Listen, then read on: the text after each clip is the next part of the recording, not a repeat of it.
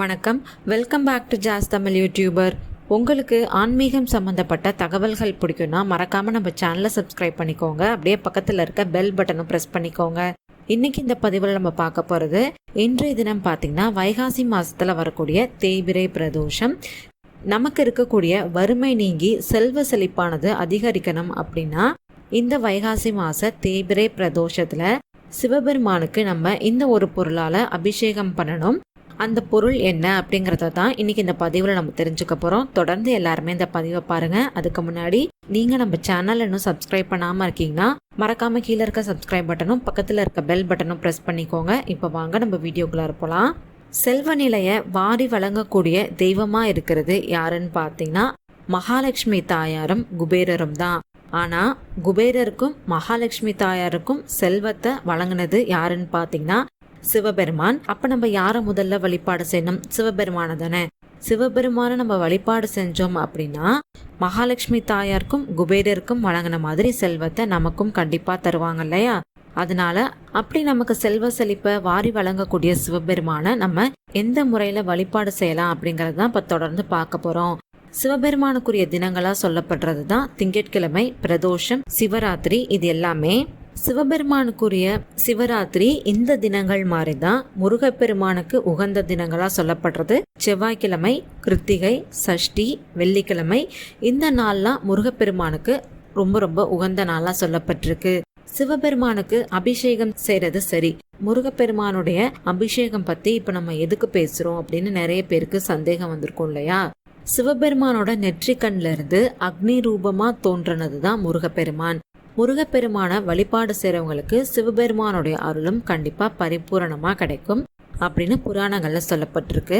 இந்த அபிஷேகத்தை பார்த்தீங்கன்னா நம்ம சிவபெருமானுக்கும் செய்யலாம், முருகப்பெருமானுக்கும் செய்யலாம். இந்த அபிஷேகம் செய்யறதுக்கு முதல்ல ஒரு அகலமான தட்டு இல்ல பாத்திரத்தை நம்ம எடுத்துக்கணும். அது நிரம்புற அளவுக்கு தண்ணீரை பிடிச்சுக்கணும். அதுக்கப்புறம் அதுல ஒரு கைப்பிடி அளவுக்கு வில்வ இலைகளை போட்டுக்கணும். இந்த அபிஷேகத்தை நம்ம சங்கால செஞ்சோம் அப்படின்னா ரொம்பவே விசேஷமானது. சங்கு இல்லை அப்படிங்கிற பட்சத்துல பஞ்ச பாத்திரத்துல இருக்கக்கூடிய கரண்டியை வச்சு கூட இந்த அபிஷேகத்தை செய்யலாம். இதை தவிர வேற எந்த பொருட்களை வச்சும் இந்த அபிஷேகத்தை செய்யக்கூடாது. நம்மளுடைய வீட்டில் சின்ன சிவலிங்கமோ இல்லை முருகனுடைய சிலையோ இருந்துச்சுன்னா அதை எடுத்துக்கணும்.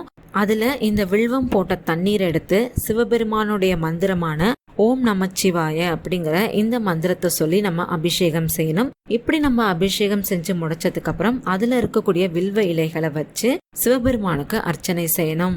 ஒருவேளை நீங்க முருகப்பெருமானுக்கு அபிஷேகம் செய்றீங்க அப்படின்னா இதே மந்திரத்தை சொல்லியே நீங்க அபிஷேகம் செய்யலாம். இல்ல ஓம் சரவண பவ அப்படிங்கிற இந்த மந்திரத்தை சொல்லி கூட தாராளமா அபிஷேகம் செய்யலாம்.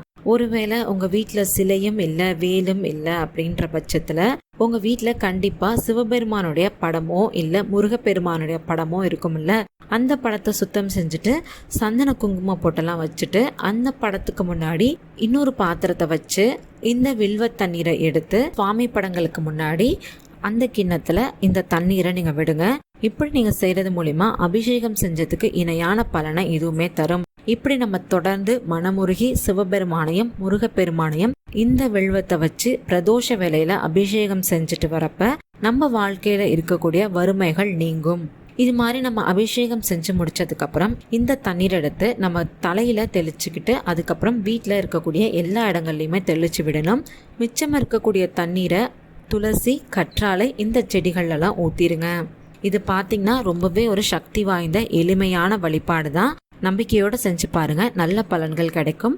உங்களுக்கு இந்த பதிவு பயனுள்ளதா இருந்துச்சு அப்படின்னு நினைச்சீங்கன்னா மறக்காம லைக் பண்ணி, ஷேர் பண்ணி, கமெண்ட் பண்ணுங்க. அது மட்டும் இல்லாம உங்களுக்கு ஆன்மீகம் சம்பந்தப்பட்ட என்ன மாதிரியான பதிவுகள் வேணும்னு நினைக்கிறீங்களோ நம்ம சேனலோட மெயில் ஐடியிலையோ இல்ல கீழே இருக்க கமெண்ட் பாக்ஸ்லயோ எனக்கு தெரியப்படுத்துங்க. அந்த மாதிரி பதிவுகளை வரக்கூடிய நாட்கள்ல நான் தரேன். நன்றி, வணக்கம்.